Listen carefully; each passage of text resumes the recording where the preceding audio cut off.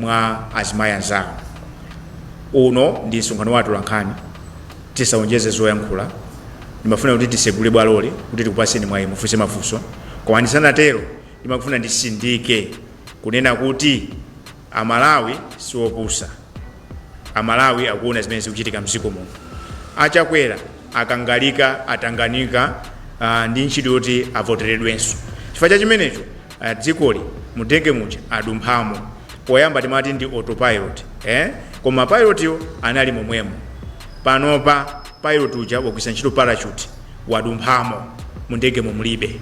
Panopa akupanga za Malawi Congress, sakupanga za dziko la Malawi. Umboni ndumene tapereka apa. Amene akususana nafe abwere poyera. Andi achakwera ngati afuna kususana nafe pasavute ya. Asatume anthu kuti azitiopseza. After all, panopanso timayenda akufafa. Mdziko muno mwafa anthu, ife si anthu otolerafa kuti anthu ndikudandaulaya.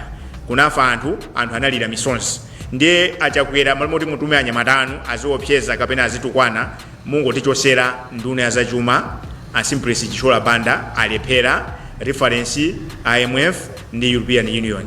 Chachiwiri mutichosere pa mpando nduna ya zaumoyo akhumbize Kandodo Chiponda reference mupite ku Central. Lero achakwera ngati mufuna kususana nafe mupite ku chipatala cha Central mukaone zimene zikuchitika. Ngati muli kunzuzu mupite ku chipatala cha kunzuzu General Hospital, ngati muli kusanjika mupite ku chipatala cha Group mukazionera nokha. Ndiye ngati malo moti muzilimbana ndife mungotichosera akhumbize Kandodo Chiponda fa alephera munthawi yawo yonse zaka 5 muzipatala zasanduka kungofera kwa anthu.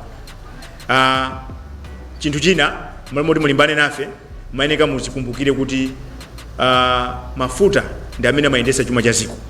Tikamanena kuti MRA kulephera kutolera misonkho chifukwa kuti business sikuyenda. Business sikuyenda chifukwa chani? Forex kulibe, mafuta kulibe. Mafuta kulibe chifukwa chokuti andunano Ibrahim Matola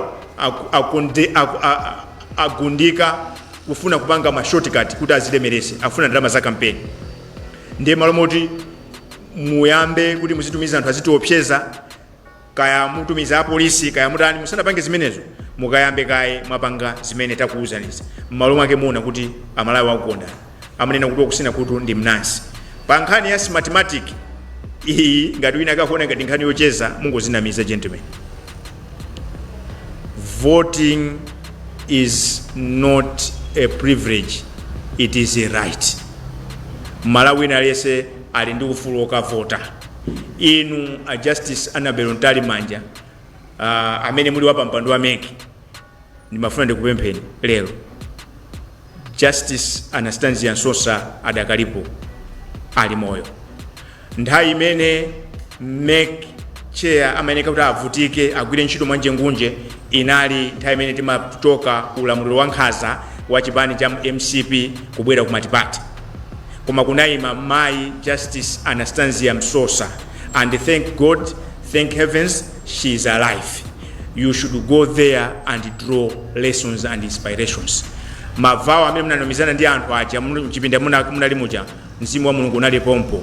Ndifuna ndikuuze kuti kula anthu ena azibusa fake koma Malawi muno anthu amapemphera, anthu apemphera. Tisanalamula Malawi kuti apemphere kuti muone zokhoma mupite mkakumane ndi Justice Anastasia Nsosa mujambulise chithunzi ndi kuja kumene kumutumikire mtundu wa Malawi.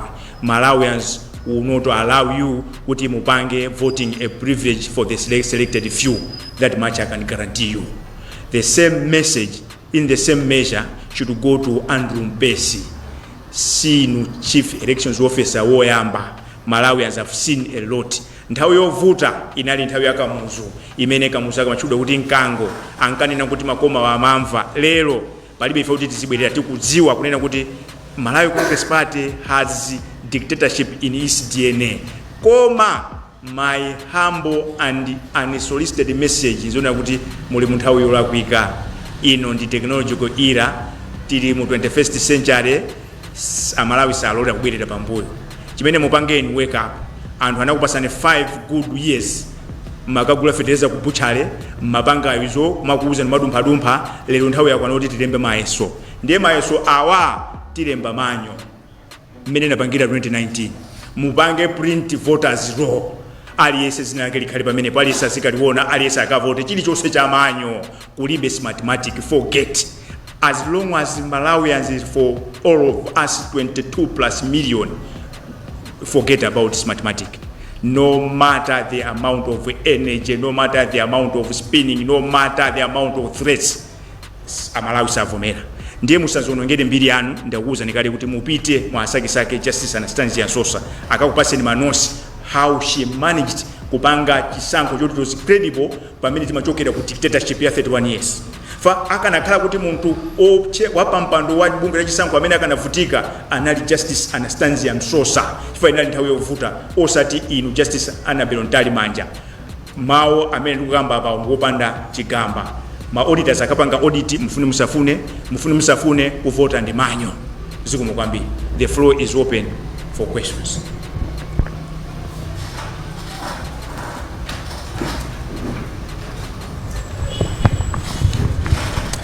Zikomo kwambiri. Ine ndine Franklin Mtambalika kuchokera ku Zodiac. Ndine mafunso awiri. Funso loyamba ndilokhudzana ndi nkhani ya IMF. Zambiri zakambidwa komabe akuluakulu kunduno umenewu wazachuma afotokozeranso kuti yachitika ndi chani kuti tifike pamene zafikapo. Pali ma conditions amene IMF ikupereka kuti mwina program imene ipitilire, ndiye ngati dziko la Malawi kuti nawolonso launikira kuti yayi Amalawi tisayike m'mavuto, tichite izi mwina chisankho chikatha pa 16 September. Mbali naye akufotokozeranso kuti IMF akhala akubwera mdziko lino mwezi omwe wa Meyi kuti adzachite zokambirana. Mwina kufotokozera kumeneku ngati ino amabungo mwese aboma simukukhulitsidwa kuti mwina chilipo chimene chachitika, mwina boma lili ndi maganizo abwino kufunira nzika zake. 1 2 issue ya kuti PAC ikhale ndi council yapadera yoti itsogolera Malawi kupita ku chisankho, ndiye kuti mutanthauza kuti achakwera ayimekaye ngati mtsogoleri wa dziko pa zifukwa zimene mafotokoza zicha kuti mwina akangalika kupanga kampeni ngati mtsogoleri wa chipani osati wa dziko. Malamulo athu ngati ifa Malawi palipo pamene mungatolozere kuti akulola kuti PAC itha kukhazikitsa council ngati imene kuti itsogolera Malawi kupita ku chisankho. Zikomo kwambiri. Ndiyambire ndi funso lomaliza. Ndikuwuzeni kuti malamulo ntchito yake nkutumikira anthu. Pamene pamasiyanira pakati pa nyama zakutchire ndi ife anthu nkonena kuti kutchire amayendera kuti wamphamvu ndani, the rule of the jungle, survival of the fittest. Ndiye fakana khazikisa malamulo amafuna azitumikira inu ndine. Ndiye lamulo lalikulu Malawi muno ndi constitution iyo mukawerenge gawo 12 limanena kuti kodi mwini wako wamphamvu ndani. Mphamvu zolamulira aina yake ndi Amalawi amene muli muno, amene mukutimvera, amene mukutiwonera. Komano popeza tonse sitingakukwane ku Kamuzu Palace, tonse singakwane kusanjika, tonse singakwane ku Chikoko Bay, timavota monga mene tipange pa 16. Ndiye mphamvu zathu timazisonkhanitsa pamodzi ndikumutuma munthu umodzi. Ndiyeno amanena kuti munthu yazitilamulira ndi chikhulupiriro. Ndiye ndimafuna ndiyime pamenepo. Amene timamusankha uja amatilamulira on trust. Now, how do you trust someone that is sitting idle kumapanga electioneering, kumapanga campaigning when actually and how 3 weeks muziko mulibe mafuta? How do we trust someone amene padakali panopa ali busy kumapereka ma 50,000 ku State House pamene apa pompa anthu amakapita ku State House amadusa pa State House amadusa pa Kamuzu Central apa kumapita ku State House makatenga ma 50,000 pamene pa Kamuzu Central anthu angozifeda mankhwala kulibe? How do we trust that person? Ndani nakale kuti tikati kulamula governing is about managing the economy. Ndiye lero ainakaza economy atuuza kunena kuti nduna yanu ya zachumayo yalephera kutolera ndalama, yalephera kukanenelera ngongole, yalephera kwelesa forex. Ndiye lero zikanena kuti tiakhulupirira bwanji. So lamulo lilipo, lamulo yake ndi gawo 12 la constitution mukayiwerenge. Andi lamulo limene Amalawi titati iwe tiwerenge tonse kulika pa mtima anthu samazatitola. Andi chinthu chachiwiri lamulo lina achakwera nalonjeza okha kuti azatumikira mtundu wa Malawi. Sananena kuti azatumikira mafumu a chigawo china. Sananena kuti azatumikira anthu mtundu wa chigawo china. Sananena kuti azatumikira chipani. Mmene amalumbira pa 28 paja. Apo pa Malawi Square pa Bingu hotel analumbira kunena kuti azatumikira Malawi wonse mosakondera komanso mosaopa. Lero ngati anthu akafera ku chipatala akutumikidwa ndi achakwera. So mukandifunsa ndionena kuti lamulo lilipo, lamulo lake section 12 chifukwa ainaka mphamvuzo ndi Amalawi ndi amene akakumana mawa kumene kokakhala akaswiri kuchokera nyumba zofalitsa nkhani akaswiri msukulu za ukachenjede akaswira za malamulo akakhala konko mabungu mwese ya boma achipani asipani kuphatikiza Malawi Congress Party akakhala konko State House akakhala konko ngatinso achakwerani ndi nthawi mawa abwere akakhale konko because it's not above the law. He is not above the law. Mphamvu zonachita kuabwereka ainake ndinu ndine. In fact ukamba apa kuti tizikamba za people power. Izomadikira anthu 5 years kuti atizunze 5 years zikulononga dziko lino. Anthu tikaona kuti sakupanga zimene tinalonjezana tizaitanda zibwerako. Lero wakuzungulira mwaona kumavina kumazungulira mizimu kumavina nkhani yake njana afuna vote yathu afuna mphamvu zathu ndi ainaka mphamvu zondinu ndine ndile samaziderere choncho frankly ntambalika to answer your question precisely the law is there. Section 12 of the Republican Constitution is very clear that those people exercising political power does so, or they call it political authority, they does so on trust. But in order for them to continue exercising that power, they have to do so on trust, and it has to be sustained trust. Not one off. Ladies and gentlemen, if there was a government that was given goodwill, it is this government. In fact, they were given a blank check. They decided to mess it up. Evidence is there. They messed it up by making fertilizer procurement from butcheries. They messed it up by partnering with dubious institutions. The case of Breeding Foundation, the early Christmas and what have you. So these people were given a blank check by they decided to mess it up. So nthawi yolemba mayeso adani yafika hii. Nkhani ya IMF kunena kuti itauzidwa zimene amatuza nzaboza atesa andi tibwerere pang'ono nthawi imene amabwera achakwera ndi boma lawo tonse alliance tinali kale tindi mgwirizano umene unasainiwa ndi boma la TPP anautesa for selfish reasons. Chifukwa chani ananena comrade Phiri kuti mgwirizano ucha umapanga act like a mirror, umabweresa confidence, umakhala ngati monitor kunena kuti chifukwa chakuti muli ndi mgwirizano ndi IMF mabungwe ena amakuthandizani chifukwa pali nkhani imodzi amati fiscal discipline kugwiritsa ntchito ndalama moyenerera amaziwa kuti makosana awo tikathandiza ndalama jasazika mwera mowa ndalama jasazika pereka ku ucheni yani ndalama jazigwira ntchito ndiye mukango ndalama izi zimakhala zochepa zimene timabwera ku extended credit facility komano the fact kuti muli ndi kalilole muli ndi lidala zimapereka confidence ku mabungu ena kukuthandizani nkhani za ngongole sizivuta ndiye pene zateremu mukangosiyana ndi IMF amati amene ndachipwirikiti no one will listen to you. This is why we are calling for immediate firing of the minister. So zimene timawuzidwa zija amayerekeza ngati kuti ndi 1991 kunena kuti tindiwaite simozi yoka MPC ndi akuyankhula tili mantha lerolo iwo achasana lengeze Amalawi anali kali ndi information mungopita pa website ya IMF akanena zifukwa zake zimene apangira and kuonjezerapo Kazembe wa European Union watiuza kuti andunawo anu angolephera koma sikuti olephera nduna yekhaya olephera ndi achakwera omwe olephera ndi MCP yomwe because ziko la 22 million sinikakakamire munthu mmodzi amene walephera kupeza 2 out of 10 according to the marking and rating of IMF. So whatever you fed their lies, that was done on an assumption that Malawians are daft. Malawians are not daft. Ndinene pamenepo. And lero mtu mwaganiza urati panga spinning kwa namiza Malawi, you are just wasting your time. Just do the needful. Mwina pongo onjezera nkhani ya IMF yo. Mukudziwa atsogoleri kunena kuti boma ili nkhani yonama ndiye anafika nalo pa level ina. Ndi masabata omwewa mwaona ino pa television. Chaka chatha tosefe tidaonanso pa television. Tikuuzidwa kuti yayi ndege nakafika ku Nzuzu ndipo kena kwena uzidwa tsiku libwino ibwerere koma ino mwaona anduna pa television akunena kuti anakamba ndandi zimenezo ngati ndi umboni taonesa pa Malawi aone koma tonsefe tindumo tinaona ndithu. So akamakamba kuti IMF ikubweranso kaya ibweranso litango dziwane kuti ndi mmene boma ili layendera kuti amakhulupirira kunama pofuna kunena kuti muna make yo akwaniritse china chache. So zimenezo ndi zaboza tsiku lokutha banja sagwira bere. Siku kwambiri nakambapo kuti IMF yoyambire imene anaitesa for selfish reasons because condition ina imene anagwizana nthawi imene yamanena kuti imene anaipeza iwo anagwizana kuti nduna za boma komanso akuluakulu a boma saziyenda kopitirira katatu kuita kunja ndi amadziwa kuti akalowa mugwirizano umene uja sayenda sasakaza chuma cha boma. Lero ngati kudandaula forex panopa ndifaye kuti nduna za boma zimangogawana forex ija kumangoyenda umene akufunira. Mmene zavutira chuma cha dziko lino akanakhala kuti na dziko loganizira anthu sibwezi nduna zikuyenda. Koma lero kuti mufunse pano mpeza kuti mwina nduna 6 zikukayenda mwene akabwera ndi chenje sakumapitanso kukabwezeresa chenje kuti Reserve Bank akumapitanawo pa black market ukasintha. Zikomo kwambiri. Yes, ndaona sanja. Okay, dzina langa ndi Promise Tom kuchokera ku Mpaka Radio.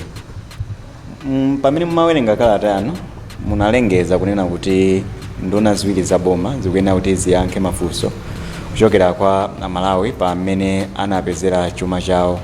Ndakambapo za Simplest Chichola Banda komanso Richard Mwendo Banda.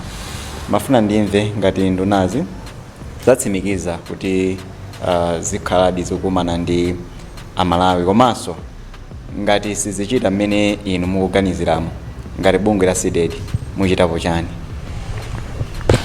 Akungoyenera munthu amene akulandira ndalama za misonkho ya Malawi sangachite chipongwe ya Malawi, sanganamerero kuti akwakonda Malawi kwatumikira bwino ndiyeti kwaitana kuti zafotokozenza chuma chanu azikana. Nduna ziwiri zimenezi zikungoyeneka kubwera. Akakana ndizikhala zodabwisa kuti akufuna abise chani. Nkhani yake ndakuwuzani mwambi kunena kuti munthu ukamagaza kapena ukamasenda mteza wa mbewu umayeneka kuti uzimba muluzi kuti makolo ako akhulupirira sutani sukudya mteza uja. Koma ukakhala chete ndi makolo aja amakuyang'ana amaona ngati wachenjera. Zimene amapanga amangokupasa mazi uyike mkamwa usameze mazi uchukuche lavulapa. Pamene makolo amaziwira kuti mwana wadya mteza kapena sanatani sanadye. Ndi apa tikati ayika mkamwa mazi ndiye tione kuti nduna imene ichilavule maziwa ndani. Kulavula ndiye ndikubwera kusakumana ndi Amalawiko. Iyi nkhani iyi dali nakale kuti zokonzekera zonse zili malo. Lero mutilole tisaulule zambiri. Tiyauza Amalawi tibwera pompano tiyauza bwalo kuti ndikwakutuko kuti anthu akonzekere. Koma nduna zimenezi apa patutangoyamba sikuti zikhala nduna zokha kuli ku State House kaya majaji kaya ndani aliyense amene amalandira tambala ya boma amene waziyitanidwa azibwera. Chifukwa chani? Malamulo tinawo mdziko muno koma sakugwira ntchito. Malamulo tinawo mdziko muno koma Amalawi sitikwaziwa. Amalawi tikangwaziwa malamulo bwinobwino izi zotolana zizatha. Accountability tifuna ziyamba ku council. Kunoko kunabwera ndalama zingati za mankhwala. Chifukwa chani kuti mankhwala mulibe. Uko tikapanga zimene zomuona kuti democracy yathu ikhanithandizo. Apo ayi democracy yathu ikhala yopanda thandauzo. Chifukwa chani? Tikumangotenga anthu pano panthu akuzichepesa lero akulimbirana maliro makukamo akulimbirana matenda makukamo afuna tasankhe. Tikangwasankha sazapezekanso. Tifuna titese nchitidwe umenewo. Nthawi ina iliyonse munthu amene tingamufune ife akugwira ntchito mboma abwere azayankhe mafunso. Tikati ife sinduna ngati Namiwa, ndikati ife sinduna ngati CDED tikunena kuti Amalawi andi ife tikhala okondwa kuti mabungwe ena atabwera kuti tigwirane manja chinthu ichi tichikazikise. Chifukwa 5 years ni nthawi yayitali kwambiri kuti tizingomuyang'ana munthu akulemera kuchipatala kulibe mankhwala. Tizingomuyang'ana munthu akulemera mafuta pa filling station palibe. Munthu akulemera forex bank kulibe iye akukhala nayo. No, we cannot proceed like this. Let's be serious. Chifukwa cha nthawi mwina titenge funso limodzi lomaliza koma sindikusekereza mafunso abwere osakanena kuti makosa naja amathawa mafunso. Mwina ndinaona kuti pene pake simunakhutire Franklin microphone mulinayo funso limene likhala lomaliza. Timaganiza tikuona ngati pene pake maoneka kuti muli ndi nkhawa. Zikomo kwambiri. Chifukwa cha nthawi ndingopereka 30 seconds kwa Comrade Phiri kuti mwina mkagawo blanket andinong'oneza abiti komanso omega kuti alibe choti ayankhule. Ndiye 30 seconds kenaka ndizaseke zonse kuti talola Atolankhani azikapanga zina. Ine sindifuna kukamba zambiri koma ningonena kuti Amalawi nthawi yakwana tsopano yokuti tipye mtima. Kupya mtima chifukwa chonena kuti no patenga zaka zambiri chilandireni ufulu koma palibe chimene chikuchitika mdziko muno. So nthawi imene tikhoza kudzuka ndikuonetsa kuti no enough is enough ndinoyo. And I believe sitizayipezanso nthawi ina ngati nthawi ino sitionetsa mkwiyo wathu. Thank you. Voting is not a privilege, it is a right. We don't need this smartmatic. You should print out the voters roll and akaone. You should allow auditors. Apo pokha amalawi ndiye sakusuntha. Apo ndiye amalawi sakusunthika. That's a position. Mupite kwa Justice Anastasia Nsonsa mukaphunzire. Nkhani ya msonkhano wa mawa ukuyamba mawa ku Blantyre ku Mount Sochi. Nonse amene amalawi mukupita kumeneko choyambirira ndino amalawi. Chachiwiri muziwe kuti ziko lili kuonongeka. Ziko likuonongeka tonse ndife ma accomplice. Fati kuyang'anirira. Tayang'anirira kwa zaka 5 ziko likuonongeka. Umboni ulipo padakali pano pakuti achakwera ali busy atanganika chimene akufuna iwo sikuti muzipatala mukhale mankhwala, zimene akufuna iwo si mafuta, zimene akufuna iwo si forex, akufuna kuti asankhidwenso. Ndiye facha chimenecho tisakalekelere dziko likuonongeka, because he has technically created vacuum in the presidency by slowing down ndikumapanga concentrate kuma issues amalawi Congress Party. He has created vacuum. Now to fill that vacuum, we are making a passionate appeal to delegates to this all-inclusive stakeholders conference to set up a governing council that should take us to a peaceful September 16, 2025 general elections, where Malawians are going to exercise their right, their future, to vote for a president, members of parliament, and the councillors. Tikafika pamenepo mundilole amanena kuti wandisokosera nkulinga utamva, koma kuchalichi kwathu amanena kuti mukalalike zimene mwazimva. Uthenga ndi umenewo. Siku lina tizakhala pano nkumanena kuti tidawuzana atu, chifukwa pamene wafika Malawi lero ngati sitichitapo kanthu kumukonza kuzafunika mwina zaka 15 zaka 20 kusogoloko kuti abwerere mchimake. Thank you very much for your kind attention. Tinayamba ndi pemphero, mafuna mundilole kuti tisekenso ndi pemphero. Mwakoma nonse. Tikuthokozani Yehova inu osunga pangano. Tinapempha kuti mukhale nafe pamene mayamba mkumano umenewu, mukhale nafe mwakwaniritsa zimene ife tinapempha. Pamene tikuchokanso mchipinda chino kupita malo osiyanasiyana, tipemphani kuti mukhale nafe, muyende nafe kufika tsiku linanso pamene tidzakumanenso mchipinda chino. Tiyamika zonse ndi kusiya zonse mu dzina la mphamvu la Yesu Khristu. Amen. Yayi, kumeneko ndithu kukangulanso msonkhano wa Atolankhani umene bungwe la CDET linakonza kuno ku Lilongwe, Mpaka ku Crown Hotel. Zambiri zakambidwa, komabe ife tili kuti apanso ndipo pa mtsiriziro pa zomwe tinakonza kuchokera kuno ku Crown Hotel. Ndipo ndathokoza anzanga nali ndi Jaco Nyambo, komanso Louis Jonas, osayiwala ndithu Sosten Mpinganjira. Ndi Franklin Mtambalika, ndikubwezeretseni ku nyumba yathu ya mphepo ku area 47 sector 5.